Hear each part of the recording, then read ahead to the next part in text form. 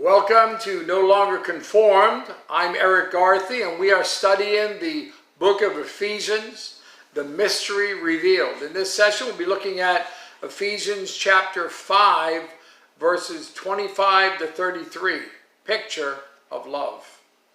Husbands are commanded in our text for this session to love their wives.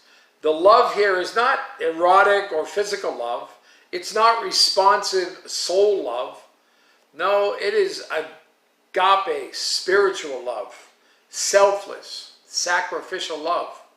Husbands are called to love their wives unconditionally, regardless of how they act, how they talk, how they look, and to do it knowing that their spouses could be different.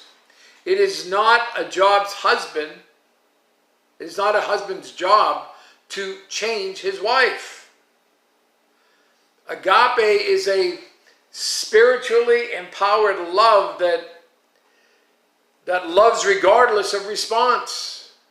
This passage calls Christian husbands to express that love in three ways. First of all, husbands, love your wives sacrificially. Look at verse 25 down to verse 27.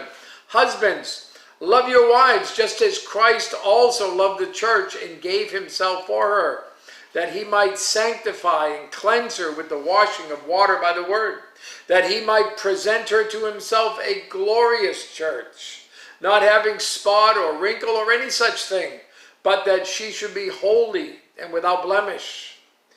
Gave himself for her. This is a self-giving love with her best interests in mind and her deepest needs met. How did Jesus demonstrate this? Well, he died for the church. He sanctifies and cleanses the church. He nourishes and cherishes the church. Verse 29, for no one ever hated his own flesh, but nourishes and cherishes it, just as the Lord does the church. That word sanctify, it speaks to setting apart from sin in the world, and to cleanse refers to purifying. The Lord is working for a cleansed church, set apart, holy to himself. This is the purpose. Jesus wants a glorious bride, not having spot or wrinkle or any such thing. Husbands are to love their wives with her best interests and deepest needs in mind, ready to sacrifice whatever is necessary to meet them. Second, husbands, love your wives physically. Verse 28 down to verse 32. So husbands ought to love their own wives as their own bodies. He who loves his wife loves himself, for no one ever hated his own flesh, but nourishes and cherishes it, just as the Lord does the church. For we are members of his body, of his flesh, and of his bones. For this reason a man shall leave his father and mother and be joined to his wife, and the two shall become one flesh. This is a great mystery, but I speak concerning Christ and the church as their own bodies. A human standard is added to the divine one.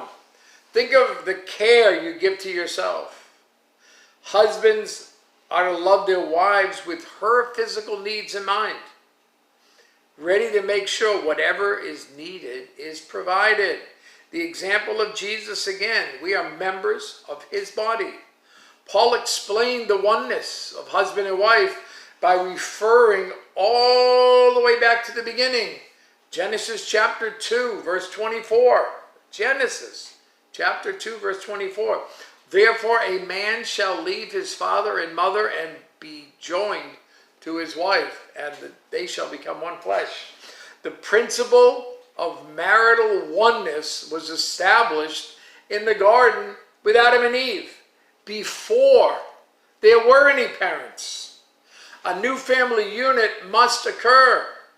To become one with his wife, a man must leave his parents. A new spiritual physical union is established. A oneness spiritually, a sexual intimacy physically. And marriage is the only marriage is the only forum for sexual expression. There is no biblical approval of any other expression of sex. All sex outside of a marriage union is sin. All sex outside of a marriage union is sin. What's the mystery? Well, God chose to use marriage to reflect a picture of Christ's relationship to the church. And then third, husbands, love your wives emotionally. Verse 33. Nevertheless, let each one of you in particular so love his wife as himself, and let the wife see that she respects her husband. Each one of you in particular. Paul got real personal here. Again, it is human element added to the divine. In verse 28, it was as their own bodies. Here it is as himself.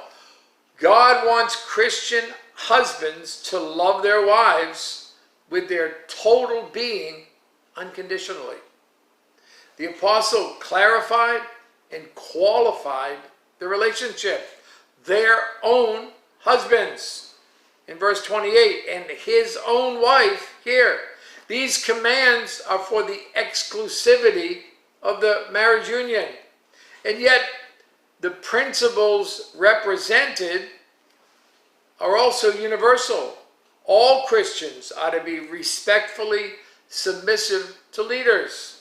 All Christian leaders are to meet the needs of those under their care. Well, there's something to think about. You have a great day.